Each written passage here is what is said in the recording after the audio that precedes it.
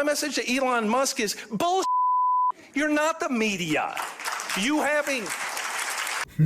No, my guy. You're no longer the media. You're done. What are you doing, bro? You have the media now just doing the runaround, and they try to, I guess, in a way, like they're crying foul. They're crying. They're just crying about the fact that nobody listens to them anymore. Everything we do is under fire. Elon Musk sits on Twitter every day, or X today, saying like, we are the media, you are the media. My message to Elon Musk is bullshit. You're not the media. You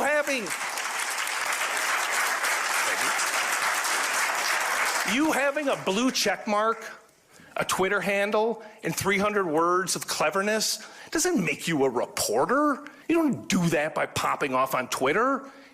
You don't do that by having an opinion. You do it by doing the hard work. And of course, blaming Elon Musk for Twitter and all that stuff, because Elon had the nerve, the audacity to claim that regular people nowadays are the media. And the media people, mainstream media, are crying about it. Like, bro, it's your fault. You're the reason why people no longer listen to you. It's not Trump's fault. It's not Elon Musk's fault. It's no other people but your fault, because you lost all credibility. All credibility. You've been caught lying so many times, and then when you get called out on it, what do? Do you apologize? No, you just gaslight people, and you try to censor people for actually telling the truth. Here's the thing. The media is not there to tell you the truth. I'm not saying like, media overall is useless, but mainstream media is not there to tell you the truth. Mainstream media is there to sell you your propaganda. It's there to sell you a narrative. Unfortunately, some members of the media use their platforms to push their own personal bias. And agenda to control exactly what people think. This is extremely dangerous to our democracy. Because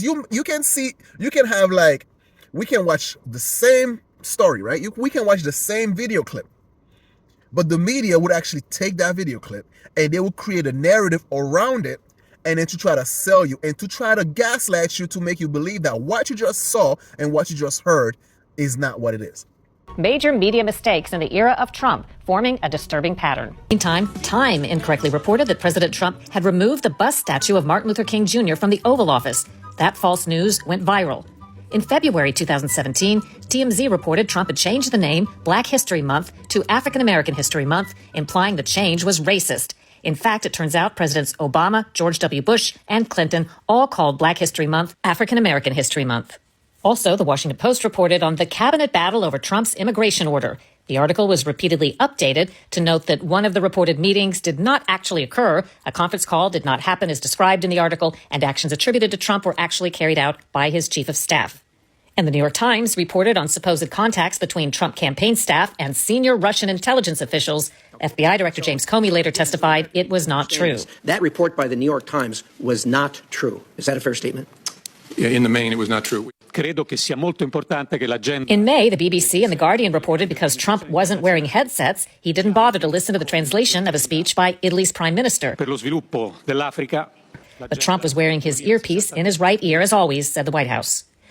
And that's the thing that people are fed up with, because we can see, we can hear, we can see these things. Like, we watch you lie about COVID. We watch you lie about, like, let's say, Russian collusion. We watch you lie about weapons of mass destruction. We watch you lie about, like, all these different things. All these different things. We watch you lie about it. And you expect us to continue to listen to you. Like, bro, you've lost all credibility. All credibility. That's why people don't listen to y'all no more. For those who are smart enough, or who actually got out of the game, then try to pivot, like let's say the Chris Cuomo of the world, and they try to make it seem like, oh, I'm different than the mainstream media. I'm doing my own thing. I have credibility. I mean, you don't, but at least you got out of the game early enough, or at least you got fired, and then you try to create your own thing. So try to carve up an audience of normies to make people believe that you somewhat still credible. Some people will still buy it, but the rest of you fools who actually stick around and actually went down with the ship, nobody cares about what you have to say no more. Like, nobody cares. Yeah, come on, slow clap, everybody. First of all, I've got to say, extraordinary content. It needed to be said. Yeah. It continues to need to be said. When all of the garbage is flying around on social media, lying about reporters, lying about the hard work they do, lying about the hard work editors do, lying about everything up and down about not only their alternative set of facts, but alternative set of facts about what people like you do. Or if social media, people lying every day, every hour, every minute about the news. What you do matters. What the New York Times does matters. What the Wall Street Journal does matters. It doesn't matter how many times you say it. The people have to decide whether or not you matter. And right now, you don't matter.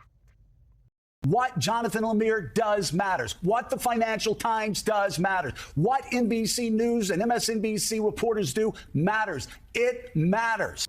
And that's the problem with the media today, because you can't expect you to be lying to us for all this time, right? Russian collusion, Occupy Wall Street, the vaccine, the war in Ukraine, the war, all these other stuff. All these lies that you guys been pushing for so long, right?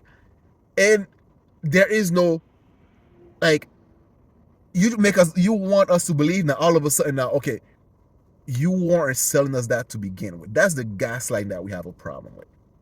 And you lose all credibility, and for good reason. And it should stay that way. Yes, the media is dead, and good riddance. But anyway, let me know down below what you think in the comment section. You know who it is. I'm your host, The Haitian. So share, like, comment, and subscribe. I'm out of here. Peace. Will go down as the year that mainstream media outlets finally lost their grip. As the dust settled after the US election, it became clear that Trump and Vance's appearances on podcasts were instrumental to their success, which really highlighted how independent media, even just random podcasts, are now more powerful than most mainstream media outlets. And after the election, it just seems the media's ratings are down in the gutter. The New York Post is reporting that its parent company Comcast has confirmed a massive spin-off of its cable networks. The Los Angeles Times fired the entire editorial board Thursday. CNN announced mass layoffs earlier this week, and MSNBC viewership precipitously plunged following Trump's victory. A month after being released, Rogan's podcast with Trump nearly has 52 million views. In comparison, it's estimated that only around 42 million people tuned in to watch the election live across 18 TV networks. This means that it's pretty likely that more people have heard Rogan's podcast than actually watched the election unfold in real time. So let's explore why so many people are changing the channel and abandoning the legacy media for good. In the